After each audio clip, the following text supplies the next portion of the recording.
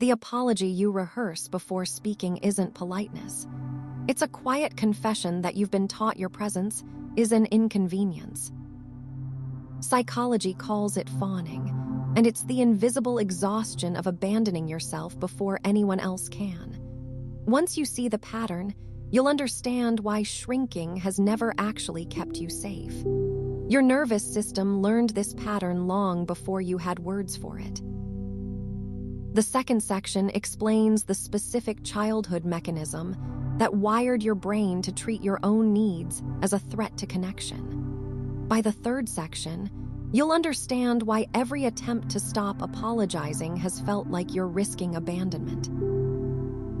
Point 4 covers the one reframe that makes the pattern visible in real time. And that's the one most people never reach. You already know the feeling. That half-second pause before you speak, even when you have every right to be heard. You open your mouth, then catch yourself, soften your words, add a sorry that nobody asked for. It is not politeness. It is a reflex, older than you realize, and it lives in your body before it ever reaches your voice. In the 1970s, Dr. Mary Ainsworth ran her strange situation studies at Johns Hopkins and found that infants develop distinct attachment strategies: secure, anxious, or avoidant, based on how consistently their caregivers responded to them. That these strategies follow people into every adult relationship they ever form. If your early world taught you that love came with conditions, that being too much meant being left, then shrinking was not weakness. It was the smartest survival move a child could make. The third section reveals why your body has already left the conversation, but your mouth keeps going, and the brain mechanism behind it. Your body decides before your brain does. And without knowing this, every apology you rehearse will keep costing you pieces of your life. What does it actually cost you to send a message? Then immediately reread it to decide how it will land. It costs you the rest of your afternoon. It costs the version of you who could have been doing something else entirely. Dr. Antonio Damasio's somatic marker research at the University of Southern California found that decisions are not made by logic alone. The body produces emotional signals that flag past outcomes. People with damage to these circuits become paralyzed by choice even when their reasoning is intact. That is not a flaw in your character. It is a body that learned, somewhere early, that speaking up led to withdrawal or punishment, and it has been flagging that danger ever since. You stay in the conversation 2 minutes after your body already left it. Your eyes drifted to the door 3 exchanges ago, but your mouth keeps going.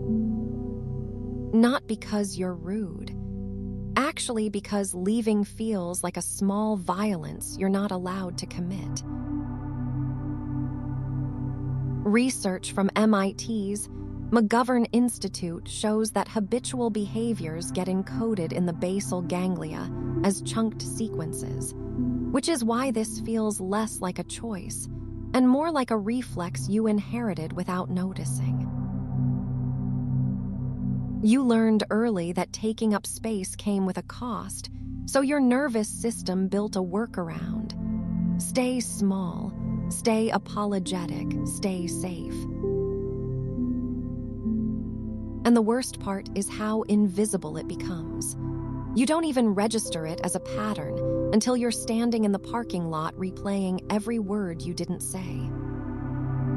You send a 2-word text, "Hey, sorry," and then spend the next 40 minutes replaying it, convinced you were too much, too loud, too present.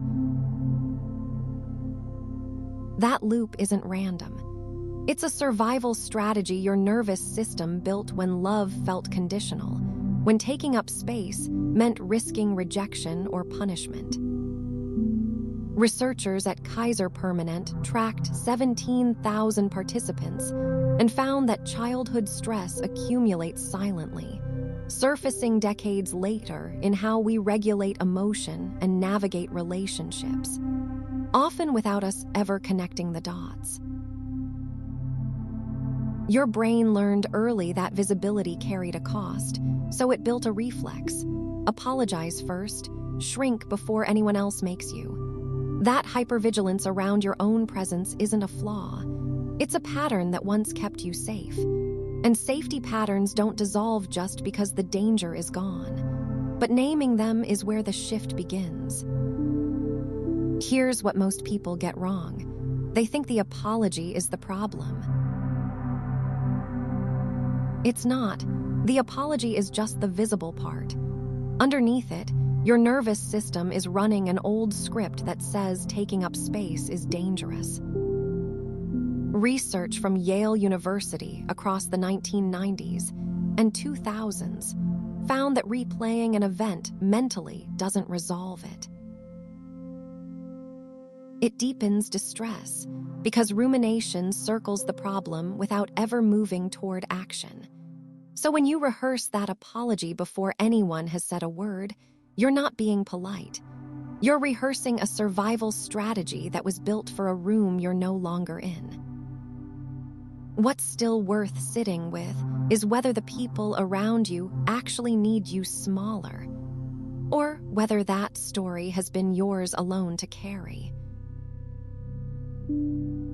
That question doesn't resolve overnight, and the not knowing is not a failure. It's the exact place where real change takes root. Subscribe. Next, we look at why the people who need connection most are usually the ones who pull away from it first.